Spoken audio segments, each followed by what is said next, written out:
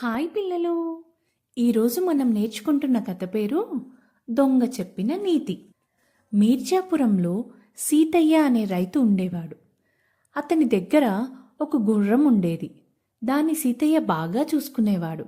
కానీ దానితో పొలం పని చేయించేవాడు. గుర్రానికి అది ఇష్టం ఉండేది కాదు.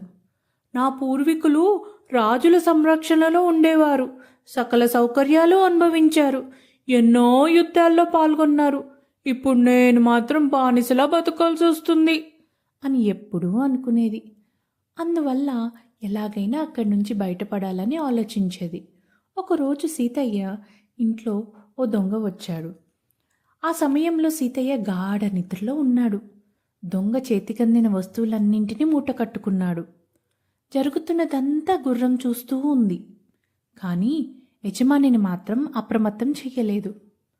తన పని ముగించుకొని వెళ్ళిపోతున్న దొంగతో, అయ్యా, అదే చేత్తో నా కట్లు విప్పతీయండి అని బతిమాలింది గుర్రం. దానికి దొంగ, నీ కట్లు ఇప్పితే నాకేంటి లాభం అన్నాడు. అప్పుడు గుర్రం ఏమీ ఆలోచించకుండా, కావాలంటే నన్ను కూడా నీ వెంట తీసుకెళ్ళు, జీవితాంతం నీకు సేవ చేస్తూ పడి ఉంటాను అని ప్రాధేయపడింది. దాని మాటలు విన్న దొంగ ఒక్క క్షణం ఆలోచించి చిన్నగా నవ్వాడు. నేను దొంగను, నీకు ఆ విషయం ఇప్పటికే అర్థమై ఉండాలి. నేను దొంగతనం చేస్తున్నానని తెలిసి కూడా నువ్వు నీ యజమాని నిద్ర లేపలేదు అంటే నిన్ను పోషిస్తున్న యజమాని పట్ల నీకు కృతజ్ఞత లేదు. నీలాంటి దాన్ని వెంట ఉంచుకోవడం ఎప్పటికైనా ప్రమాదమే అని అక్కడి నుంచి వెళ్ళిపోయాడు.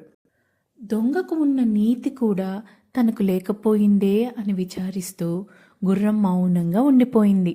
ఆ తర్వాత నుంచి అది యజమాని చెప్పిన పనిని చేస్తూ కృతజ్ఞతతో మెలకసాగింది. ఈ కథలో నీతేంటి పిల్లలు?